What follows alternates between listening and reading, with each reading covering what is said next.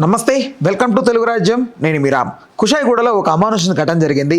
ఆ ఘటనకు సంబంధించి పూర్తి వివరాలు, మరిన్ని విశేషాలు సినీ మరియు రాజకీయ విశ్లేషకులు దాసి విజ్ఞాన్ గారిని తెలుసుకుందాం. అన్న నమస్తే, ఏం జరిగింది కుషాయిగూడలో? కొన్నిసార్లు మనము ఓటీటీలోనో లేకపోతే థియేటర్స్లోనో సినిమాలు చూస్తూ ఉంటామా, సేమ్ అవే సీన్స్ తర్వాత రిపీట్ అవుతూ ఉంటాయి. అదేంటో అర్థం కాదు, బట్ ఇంచుమించు మ్యాచింగ్ కుదురుతూ ఉంటుంది. అప్పుడు ఎప్పుడో సూక్ష్మదర్శిని సినిమా వచ్చినప్పుడు వెంటనే మీరుపేటోడు అట్లాగే ముక్కలు నరికి మాయం చేసిన సంఘటన ఉంది. వాడు చూసింది కూడా ఆ సినిమానే అంట కదా. వాడు అదే అదే ఇప్పుడు ఇక్కడ సినిమా చూసి జరగల, బట్ యాజ్ యూజువల్గా మన కోర్టు సినిమా రిపీట్ అయింది. అవునా? అక్కడే మన కుషాయిగూడ పోలీస్ స్టేషన్ పరిధిలో కాప్రా ఏరియాస్ ఉంటాయి. ఈసీఐఎల్, రాధిక, సాకేత్, వీరారెడ్డి ఎంక్లేవ్, ఈ లొకేషన్లు బాగా పరిచయం ఉంటే ఈ స్టోరీ అర్థమైద్ది. అక్కడ రిజ్వాన్ అనే ఆయన వాచ్మెన్, సేమ్ అక్కడ కోర్టు సినిమాలో కూడా వాచ్మెన్ కొడుకే. వాచ్మెన్ ఇతను కొడుకు 16 ఏళ్ళు అయాన్. తండ్రి ఏమి డబ్బులు ఇవ్వడు వీడికి, అలానే వీడు అడగడు తండ్రిని. సొంతంగా ఏదో ఒకటి చేసుకుంటా ఉంటాడు. సేల్స్ మ్యాన్ జాబ్ చేస్తాడు, ఇంకేమైనా చేస్తాడు, మార్కెటింగ్ చేస్తాడు, క్యాటరింగ్కి వెళ్తాడు. ఇట్లా వాడు సొంతం సంపాదించుకొని వాడి తాగుడు వాడిదే, వాడి ఊగుడు వాడిదే, ఇంట్లో లెక్కలేనితనం, ఫ్రెండ్స్ గ్యాంగ్, మన కులపడి అయితే ఎటు పడతాడు తిరగడం, ఈ type as usual xerox copy మన కోర్టు సినిమాకి. సో ఇప్పుడు ఈ అయ్యాను 16 ఏళ్ళ పిల్లాడు క్యాటరింగ్ పనులు చేసుకుంటున్నాడు. అంటే ఏది ఉంటే అది చేస్తాడు, 500-600 వస్తుంది, ఏది ఉన్నా అది చేసుకుంటాడు, అదేం లేదు. అలా ఎంతో కొంత సంపాదించుకొని ఆ ఫ్రెండ్స్తో అట్ట తిరుగుతూ ఉంటే, నీకు ఆ పిల్ల నెంబర్ ఇచ్చిందో తెలియదు, ఆ పిల్ల నెంబర్ నువ్వు తీసుకున్నావో తెలియదు. మొత్తానికైతే ఇద్దరు మాట్లాడుకుంటున్నారు. ఇప్పుడు కోర్టులో కూడా పాపం వాడి తప్పేం లేదు, ఆ పిల్లే నెంబర్ తీసుకొని మరి మాట్లాడుకుంటూ ఏదో అయింది. వాళ్ళే గోకుతారు తర్వాత. Okay, so what ever. ఇప్పుడు కూడా ఇక్కడ ఈ పిల్ల మాట్లాడుతుంది వీడితోని, వీడు మాట్లాడుతున్నాడు. ఎక్కడి దాకా వెళ్ళినా రాత్రులు పగళ్ళు ఎట్లా పడితే అట్లా మాట్లాడుకోవడాలు ఉంది. కాకపోతే ఇక్కడ కోర్టు సినిమాలో ఏంటంటే ఇంట్లో పెద్ద మనిషి మంగపతి చూశాడు కాబట్టి ఆయన ఇంకోలా రియాక్ట్ అయ్యాడు. ఇక్కడ ఎవరికి తెలిసిందంటే ఈ పిల్ల వీడితోనే కాకుండా ఇంకొకరితో కూడా మాట్లాడుతుంది. మరి పిల్ల ఎంతమందితో మాట్లాడుతుందో తెలియదు, వాడితో కూడా మాట్లాడుతుంది. వాడితో మాట్లాడేటప్పుడు వాడికి ఏం తెలిసింది, వీడితో కూడా మాట్లాడుతుందని తెలిసింది. అడిగినప్పుడల్లా అబద్ధాలు. నాన్న ఫోన్ చేస్తున్నారు, మళ్ళీ చేస్తా, ఇప్పుడే మమ్మీ ఫోన్ చేసి మళ్ళీ చేస్తా. ఏంటి ఎందుకు అంత బిజీ వస్తుంది నీ ఫోన్? ఏం లేదు, యాక్చువల్గా ఇప్పుడే సరళ బుక్స్ కోసం అని ఇలాంటివి చెబుతా ఉంటే, వాడు కూడా ఇలాంటివి చెప్పేవాడే కదా నీ నెంబర్ కోసం. వాడికి తెలుసు కదా అబద్ధాలు ఎలా ఉంటాయి అనేది. సో అర్థమై వాడు ఏదో కనుక్కున్నాడు. ఏజ్ డిఫరెన్స్ ఎంత ఉండొచ్చు? 16 వీడిది కాదు బా, అతను మాట్లాడుతున్నాడు. వాడు కొంచెం ఈడు ఆకు అయితే వాడు అక్క, అంతే. 18-19 అంతే, అంతకు మించి ఏం లేదు. సో వాడికి ఏమనిపించింది, వీడితో మాట్లాడుతుంది, ఇలా ఉంది అలా ఉంది అని తెలిసిన తర్వాత ఒకసారి ఆమెను రెడ్ హ్యాండెడ్గా పట్టుకున్నాడు, నెంబర్ తీసుకున్నాడు.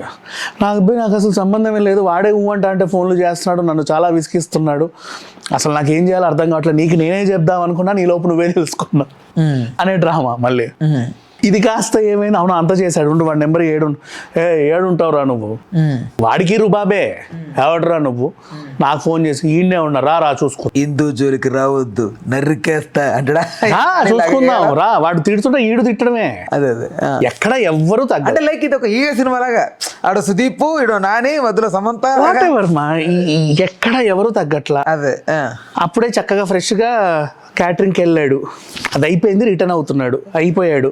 ఆ వీరారెడ్డి ఎంక్లేవ్ దగ్గర ఫ్రెండ్స్తో పాటు ఉన్నాడు. అంటే ఇప్పుడు ఒక పని అయిన తర్వాత ఫ్రెండ్స్ అందరూ కలిసి ఒక క్యాటరింగ్కి వెళ్ళారు. అందరు కలిసి అక్కడికి వచ్చి నీకు నాకు పంచుకున్నారు. తర్వాత ఎటోళ్ళు అటు వెళ్ళిపోవాలి. ఈ గ్రూప్లో ఒకడికి వచ్చింది ఫోన్, వాడికి రాలా.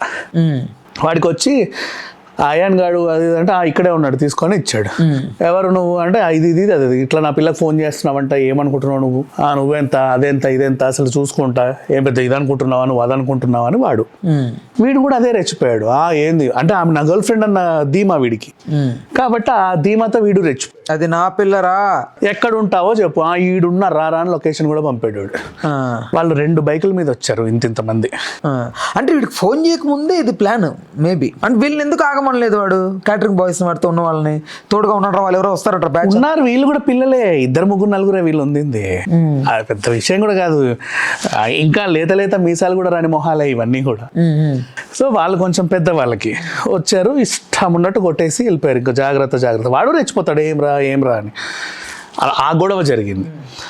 ఆ గొడవలో పాపం వీడు బక్కపల్చ ప్రాణం. ఇంకా ఏంటో అందరు కొట్టేసరికి ఇలా ఉండిపోయాడు. పోలీసులకు సమాచారం వెళ్ళింది. వాళ్ళు వచ్చి అంబులెన్స్లో హాస్పిటల్ తీసుకెళ్దామనేలో ప్రాణం పోయింది. చనిపోయాడు. అయ్యాను ఇప్పుడు లేడు వాడు. బేసిక్గా జరిగింది ఇది. అయ్యో.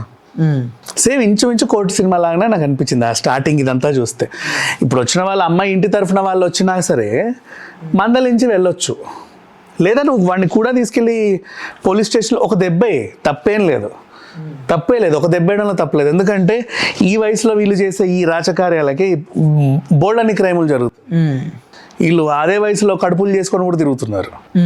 ఇప్పుడు ఆ పిల్ల నవ్వుతుంది మాట్లాడి, మరి వీళ్ళిద్దరు కలిసి ఓయోలక రానివ్వరు, సినిమాలక అండర్-18 రానివ్వరు, ఏడుకో పోతారు. ఇంకా ఏ పొదలకో ఎడుకోపోతారు. తెలియకుండా అక్కడ గొడవలు అవుతాయి.